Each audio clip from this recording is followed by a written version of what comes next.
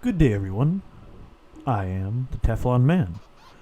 And for today's journey, or should I say, first piece of mini, I'm going to be breaking down Obamagate from month to month and event to event due to the ridiculous, I would say, amount of happenings that occur within this scandalous presidential.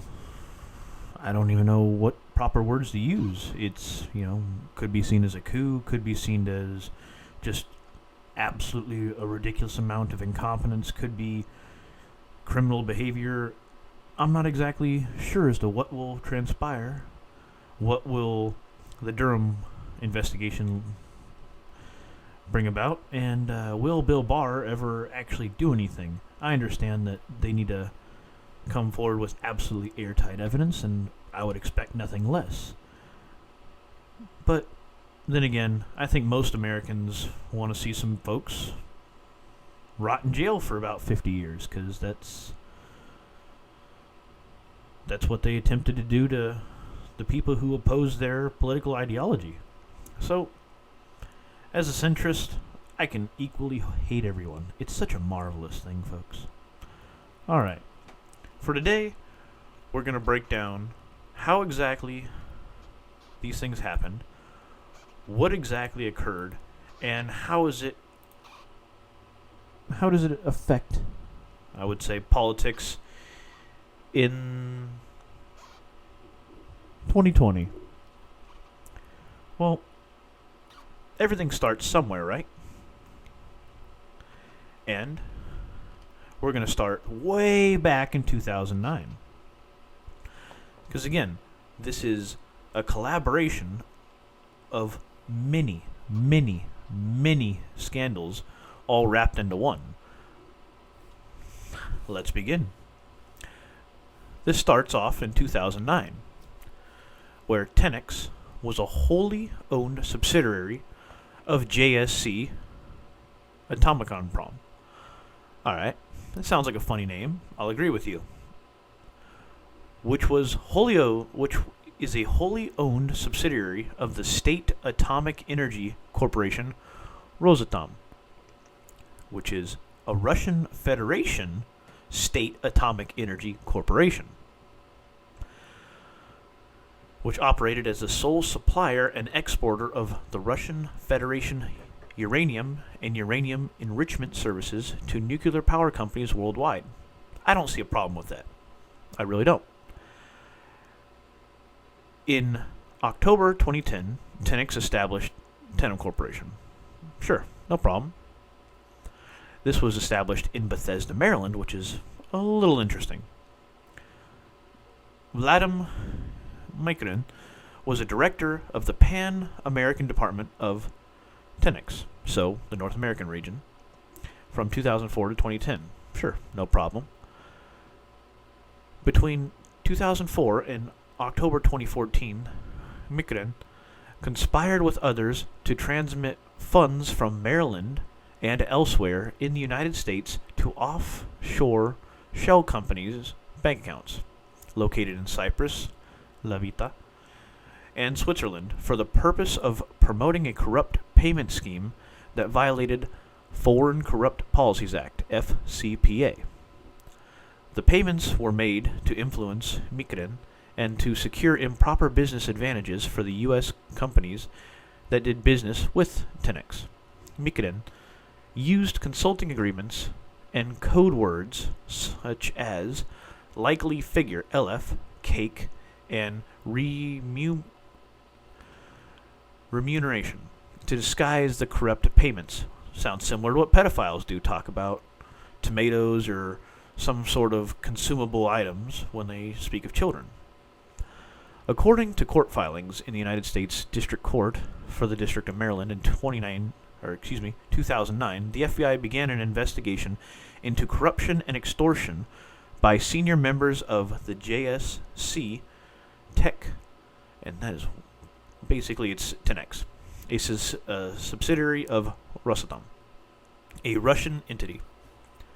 The extortion racket against American energy companies was permitted to continue into the summer of 2014 until the Kremlin crisis and the passage of Russian sanction bill. Interesting enough, isn't it? The Obama administration wanted to avoid an embarrassing trial highlighting its failure to prosecute a national security case 4 years earlier in order to protect Russia's takeover of U.S. nuclear assets. The investigation was centered in Maryland, Tenham's home base, the Tenham in the United States, Northern America's home base. The U.S. Attorney in Maryland was a Bush appointee, Rod Rosenstein, and Robert Mueller was the FBI director at the time of the investigation into Rosatom subsidiary began. These names are fairly familiar, yes, because many of these people, I would say Robert Mueller and Rod Rosenstein, had tremendous parts to play in the years to come, especially in the whole Trump-Russian disinformation campaign from day one. Anyway, with all that established, we're going to go down date by date until you get tired of listening to me. January 2009. ClintonMail.com domain established.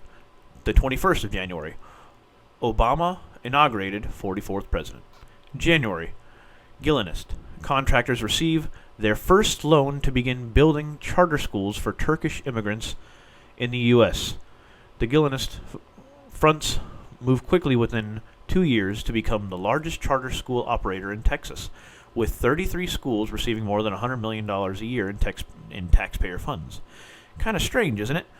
Why are we building charter schools for Turkish immigrants and our schools are failing? Interesting, correct? February 2009. 6 February. Italian government ratifies historic friendship agreement with Libya. Under its terms, Italy would pay $5 billion to Libya as compensation for its former colonial occupation. In exchange, Libya will take measures to combat illegal immigration coming from its shores. Makes sense.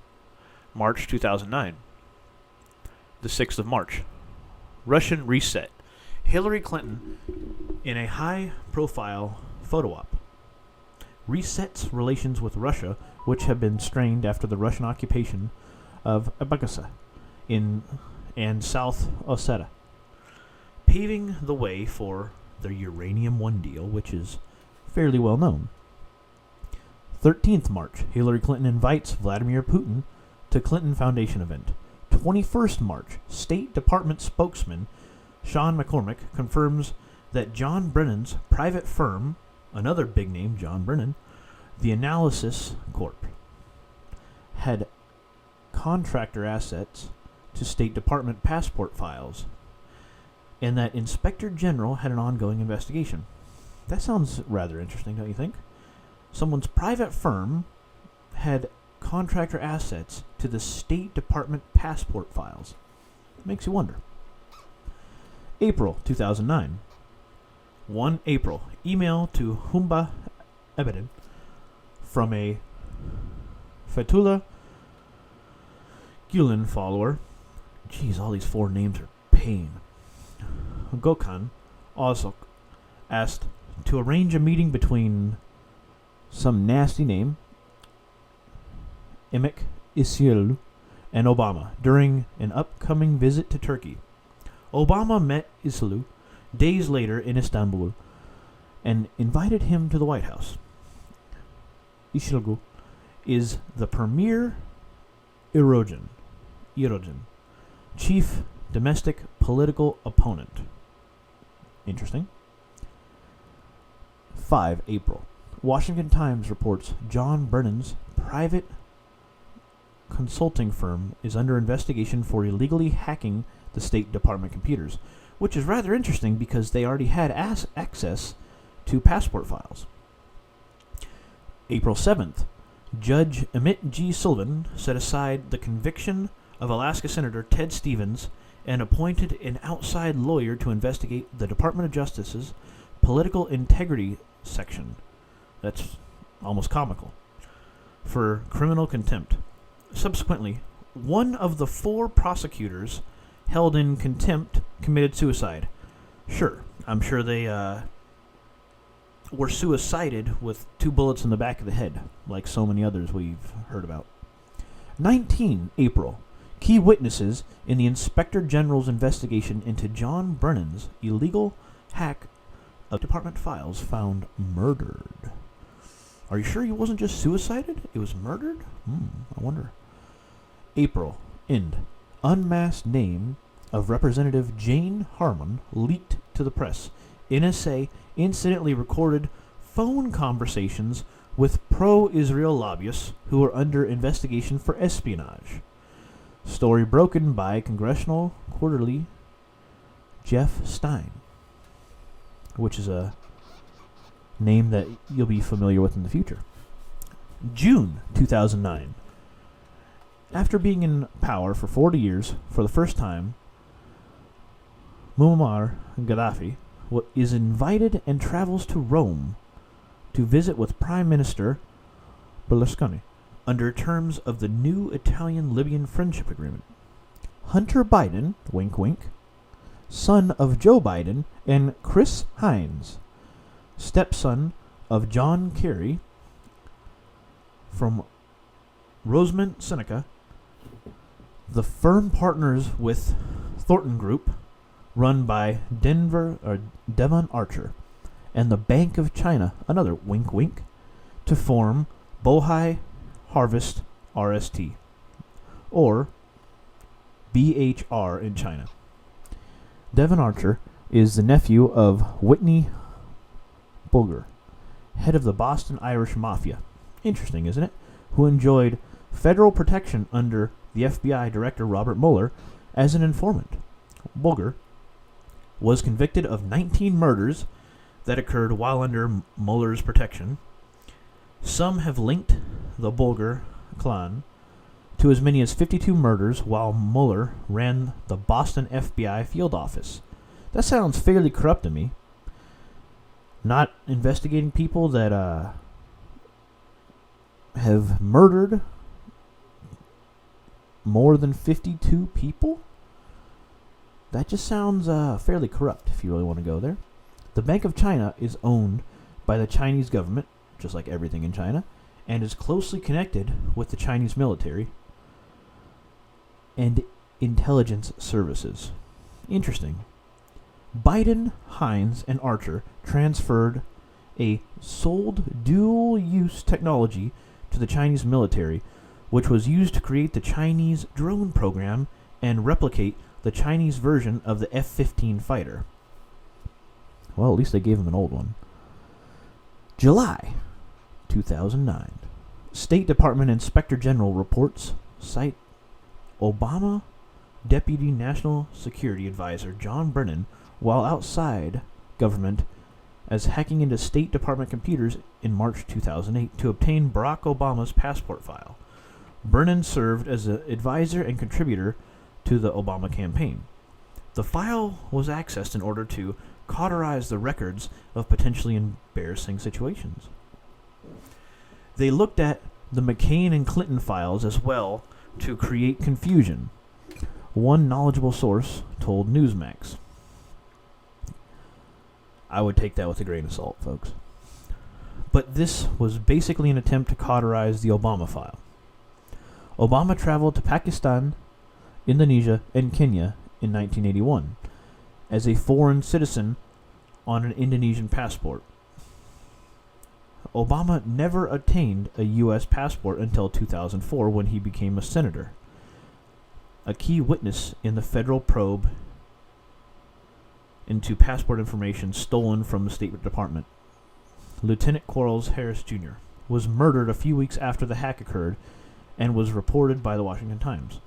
Interesting how all these people that are interfering with either Clinton or Obama just get suicided, right? August 2009. Responsibility for interrogations of terror suspects shifted away from the CIA, and the White House assumes direct control. John Brennan, a holdover from the Bush 10-year program placed in charge. Unlike executive departments and agencies such as FBI, CIA, or Department of Justice, the National Security Council is on the personal staff of the president. It is not subject to congressional oversight and functions outside public view, so they can do all that super secret squirrel sneaky stuff. Say that 5 times fast. This arrangement was based on the model of Iran-Contra, headed by Colonel Oliver North of the NSC. Again, that's National Security Council. The American Civil Liberties Union, also known as ACLU, called attention to this before Obama appointed the NSC staff to serve as an operational role. The Tower Commission report specifically criticized a major abuse in the Iran-Contra affair while the president was using his personal staff to carry out operations. You're not supposed to do such a thing. September 2009. 4th of September.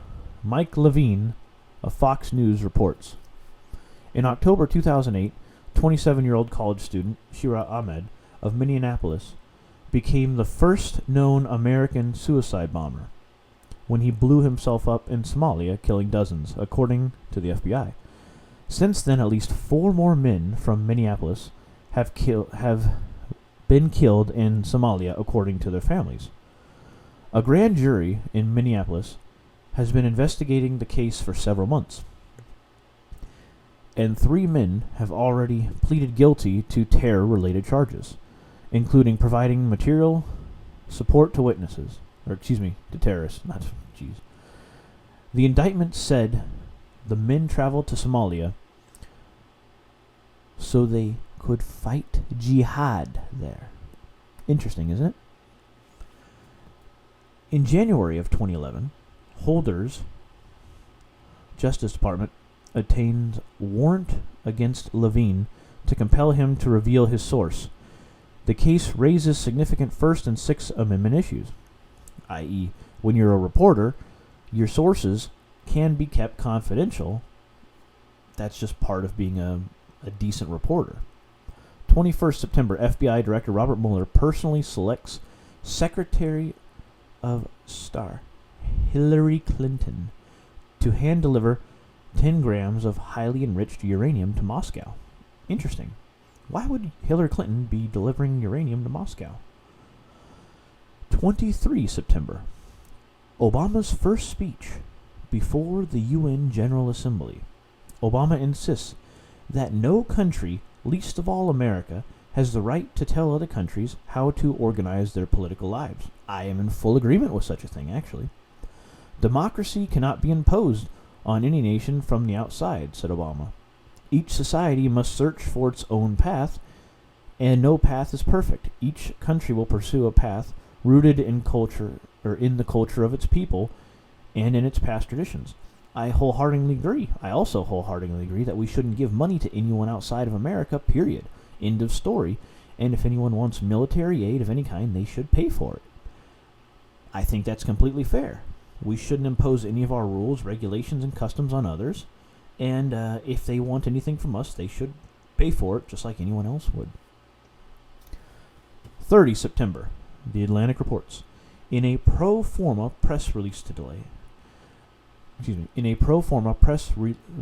today, the Justice Department's National Security Division, NSD, released the names of its leadership today, reporting to David Criss, the Assistant Attorney General in charge of the NSD. Are several credentialed national security lawyers with significant connections to the Democratic Party. I should say Democrat Party. But there are also officials Brad Wayman, Cheryl Walter, Tanisha Guar, Leonard Bailey, Carol Cordeo, and George Tuckus, who have served more than one president. Fair enough. End of September. Operation Fast and Furious, conceived locally in the Phoenix ATF office. If anyone is unfamiliar with what ATF means, it's alcohol, tobacco, and firearms. enforcement, and basically they're the department that regulates alcohol, tobacco, and firearms. October 2009. State Department's routine International Religious Freedom Report for 2009 said Libya under Gaddafi. The government tolerates most minority religions but strongly opposes militant forms of Islam, which it views as a security threat, which it is. There were no reports of forced religious conversion. There were no reports of societal abuses or discrimination based on religious affiliation, belief, or practice. All of that is in fact a lie. October 27th. State Department cable from Italy says Italian Prime Minister Silvio Berlusconi is growing list of scandals, adverse court decisions, and health issues have weakened him and led some erstwhile Berlusconi allies to begin hedging their bets on his political longevity. Berlusconi, before I go too long, the Italian Prime Minister Berlusconi has had a lot of problems raised against him in the years surrounding 2009. Northern League leader Umberto Bossi commented on Berlusconi's troubles, told the ambassador that organized crime figures had probably set the trap for Berlusconi on some of the sex scandals. When Berlusconi accused Washington of provoking Moscow by recognizing the independence of Kosovo and a Serbian province, an Italian official visited the U.S. Embassy. A cable from the embassy said the official took back a terse message to the Italian foreign minister that such comments risk substantial and lasting damage to Italy's credibility in Washington. Berlusconi was losing credibility for Italy as a reliable partner, which he could not really afford to do so.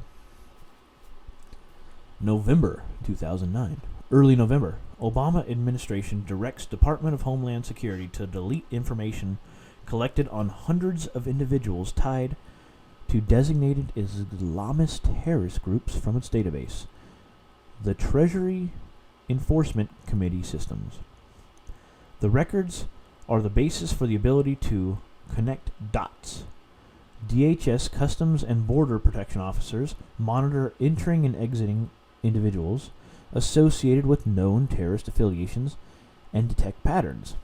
So, why would you want to delete information on people that have been tied to designated Islamist terrorist groups? If it was Jewish terrorist groups, I would not want them to be deleted. So why Islamist? Just one of the many questions that you should raise. December 2009. 17th December. Obama administration prosecutes FBI contractor Shimei Lebowitz for leaking documents to the media in April 2009. Lebowitz says he leaked because he felt FBI practices were an abuse of power and a violation of the law, which is absolutely correct, which he reported to his superiors at the FBI, who did nothing about them. Again, the FBI under Obama was a travesty. The FBI under Bush was bad. It is only getting worse. Only recently have we come to understand how truly terrifying the FBI's ability to remove people really is. December 25th, Christmas Day. Underwear bombing attempt. Nigerian Muslim Umar Faruk Abdullah fails to detonate plastic explosives sewed into his underwear on board Northwest Airlines Flight 253 en route from Amsterdam to Detroit over U.S. territory with 290 on board. Passengers wrestled the bomber to the floor of the cabin and put out the fire. That has been 2009. I'll see you in the next video. Take care. I am the Teflon Man.